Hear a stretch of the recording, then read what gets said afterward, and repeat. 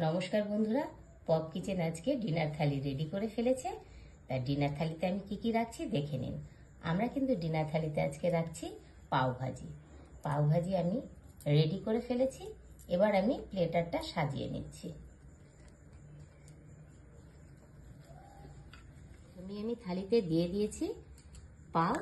এবার আমি ভাজি দিয়ে দিচ্ছি। ভাজি আমি রেডি করে নিয়েছি আগে। আমি ভাজি দিয়ে দিয়েছি। এর মধ্যে দিয়ে দিলাম আমি বাটার। উপর থেকে দিয়ে দেব সামান্য পেঁয়াজ কুচি, আর দিয়ে দেব গার্নিশিং এর জন্য অল্প ধনেপাতা কুচি। আমি ভাজি রেডি করে নিয়েছি। এবার প্লেটে সাজিয়ে দিলাম। সঙ্গে আমি রেখেছি কোক, আর শেষ পাতে আমি রেখেছি আজকে আম।